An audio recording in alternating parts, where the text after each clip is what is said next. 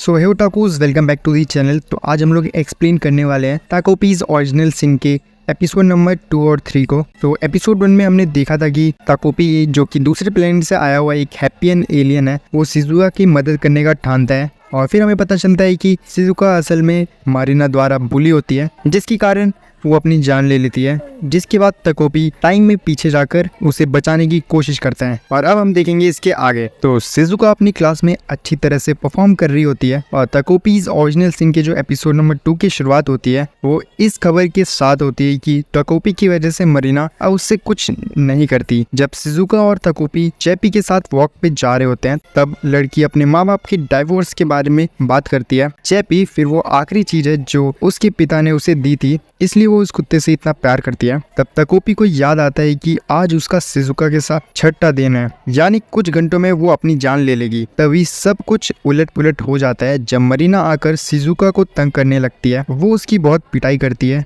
और अपनी मालकिन को बचाने के लिए चैपी मारीना के हाथ को काट लेता है। लेकिन यही मारीना चाहती थी। वो जोर जोर से चिल्लाती है कि कुत्ता खतरनाक है और पूरी गली सुन लेती है। अंत में एनिमल कंट्रोल आकर चैपी को ले जाता है। ताकोपी कितनी भी कोशिश करे, वो समय को पीछे ले जाकर इसे रोक नहीं पाता। चाहे वो किसी भी वक्त या जगह वॉक पर जाए, मरीना वहां आ जाती है।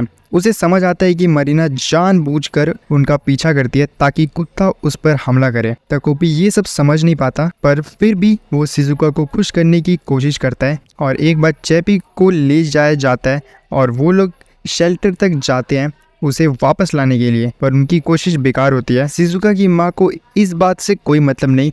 वो कहती है कि अब कुत्ता लड़की के पिता के पास रहेगा। फिर काम पर चली जाती है। अपनी बेटी के दुख को नजरअंदाज करते हुए ताकोपी शिजुका को समझाता है कि वो स्कूल चली जाए ताकि अपना दुख भूल सके। पर क्लास में सब बच्चे उसका मजाक बनाते हैं। सिर्फ आजुमा ही उसकी मदद करने की कोशिश करता है, पर शिजुका उसकी मदद को फिर से इनकार कर देती है। स्कूल के बाद मरीना शिजुका को जंगल के बीच बुलाती है चैपी के बारे में बात करने के बहाने, लेकिन वो सिर्फ लड़की को बताने आई होती है कि उसका कुत्ता मर चुका है और अब उसके जीने का कोई मतलब नहीं है। अपने परिवार की हालत के गुस्से में मरीना शिजुका को पीटने लगती है और कहती है कि उसे मर जाना चाहिए। ताकोपी इससे देख के दहशत में आ जाता है। शिजुका के साथ हुए सब दुख और अत्याचार उसके दिमाग में फ्लैशबैक की तरह चल रहे होते हैं और वो हिम्मत जुटाकर अपने दोस्त को बचाने के लिए मरीना को अपने कैमरा से मार देता है। वो कैमरा मरीना के सिर पर इतना जोर से मार देता है कि वो वहीं पर मर जाती है। ताकोपी खुद अपनी आंखों पर विश्वास नहीं कर पाता है और उसके दिमाग में डर भरे ख्याल आने लगते हैं। और हैरानी की बात यह है कि शिजुका का रिएक्शन उल्टा होता है। वो खुशी से चमक रही होती है। शिजुका मैजिक पर विश्वास नहीं करती थी, पर वो हमेशा चाहती थी कि मरीना गायब हो जाए। अब उसे लगता है कि शायद जादू सच में होता है। वो ताकोपी को शुक्रिया करती है, रोते हुए और मुस्कुराती है और अपनी जिंदगी आगे बढ़ाने के लिए तैयार होती है। तभी ताकोपी अब भी समझ नहीं पाता है कि उसने क्या किया और अब क्या करे। कैमरा जिससे उसने मरीना को मारा अब काम नहीं करता, इसलिए वो समय में पीछे भी नहीं जा सकता। यही ताकोपी की कहानी और उसका पाप, जो कि इस एनिमे का टाइटल भी पूरा करता है, ताकोपीज ओरिजिनल सिन। यहाँ से असली कहानी शुरू होती है। इसके बाद जब शिजुका और ताकोपी जंगल से निकलने वाले होते हैं, तब आजुमा उन्हें ढूंढ लेता है। वो शिजुका के लिए परेशान था, इसलिए उसका पीछा करता रहा ताकि सब ठीक हो। लेकिन जब वो मरीना की लाश को जमीन पर पड़ा देखता है तो उसके होश उड़ जाते हैं। उसकी आंखों की सारी रोशनी और गर्मनाहट खो जाती है। वो समझ नहीं पाता कि शिजुका इतनी शांत कैसे है। वो उसे समझाता है कि उसे जुवेनाइल फैसिलिटी भेजा जा सकता है। तभी शिजुका के दिमाग में कुछ देर के लिए ही सही, पर उसकी गलती का बोझ उतरता है। अगर ऐसा हुआ तो वो फिर कभी चैपी को नहीं देख पाएगी, इसलिए उसे कोई दूसरा रास्ता ढूंढना होगा।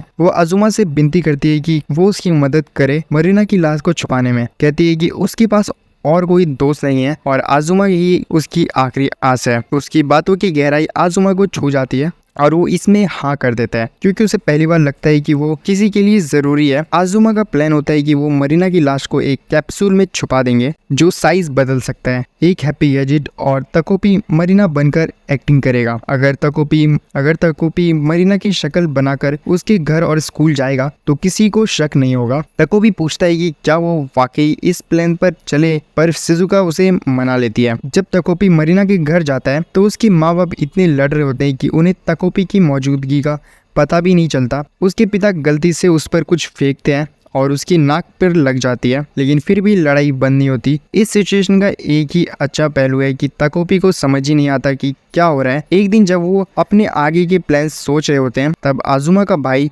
जूनिया उन्हें मिलता है और बात करता है। जूनिया एक अच्छा लड़का लगता है, लेकिन आजुमा को पसंद नहीं है कि उसका भाई पार्ट टाइम काम करता है। आजुमा के नजरिए से जूनिया सिर्फ ऐसे काम करता है जो माँ बाप को परेशान करेंगे। जूनिया को काम शुरू इसलिए किया था ताकि अपनी गर्लफ्रेंड के लिए एक रिंग खरीद सके, पर आजुमा कहता है कि वो अपने अलाउंस से भी ये कर सकता था। तब शिजुका के दिमाग में एक आइडिया आता है, अगर आजुमा वो रिंग चुरा ले तो उसका भाई शॉक हो जाएगा और वो काम छोड़ देगा। आजुमा पहले मना करता है, पर जब शिजुका कहती है कि वो उस पर विश्वास करती है तो वो मान लेता है। आजुमा ताकोपी को अपने साथ ले जाता है, पर उनकी चोरी की कोशिश फेल हो जाती है। जब वो रिंग चुराने वाले होते हैं, तभी आजुमा को याद आ जाता है कि जूनिया कितना खुश था जब उसने वो रिंग खरीदी थी। ऊपर से जूनिया ने ये भी कहा था कि वो अपने सैलरी से कुछ अच्छा चीज अपने छोटे भाई के लिए खरीदेगा। तब जूनिया का फोन बजता है और दोनों को ताकोपी के फ्लाइंग गैजेट की मदद से भागना पड़ता है। आजुमा सोचता है उन सब लम्हों के बारे में जब उसकी माँ ने उसे रिवॉर्ड देने का वादा किया था, जैसे पैनकेक्स, पर उसके ग्रेड्स खराब होने की वजह से उसने कभी दिया नहीं और उनकी नजर में आजुमा एक फेलियर है, अपने भाई के बिल्कुल उल्टा। इस बात पर वो अपना ज्यादा गुस्सा छुपा नहीं पाता और शिजुका और ताकोपी के सामने खुलकर रो पड़ता है। उसके बाद कुछ दिन खुशी के होते हैं, वो सब साथ खेलते हैं, जबकि सिर्फ आजुमा ही प्लान के टेंशन में रहता है,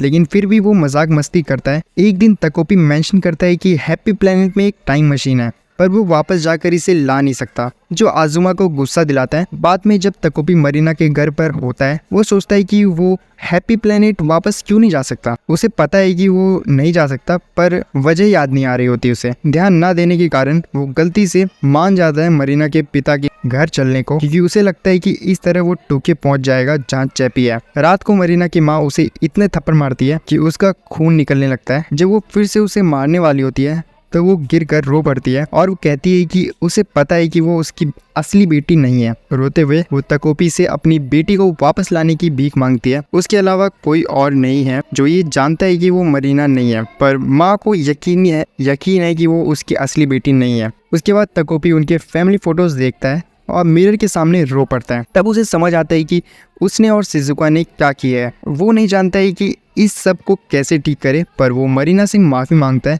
और कहता है कि वो सही काम करना चाहता है। वो तय करता है कि अगली सुबह शिजुका से बात करेगा। इसी वक्त मरीना की असली लाश जंगल में मिल जाती है और यहाँ पर हमारा एपिसोड नंबर 3 भी एंड हो जाता है। सो गाइस यार, आप लोगों को ये दोनों एपिसोड कैसे लगे नीचे कमेंट करके आप बता सकते हो। बाकी हाँ, चैनल को सब्सक्राइब कर लो अगर अभी तक नहीं किया है। और हाँ गाइस यार, जिन लोगों को भी समर हिकारू राइड के अगले एपिसोड का इंतजार है, तो वो वाली वीडियो संडे को आ जाएगी। बाकी see you in the next video, तब तक के लिए बाय बाय।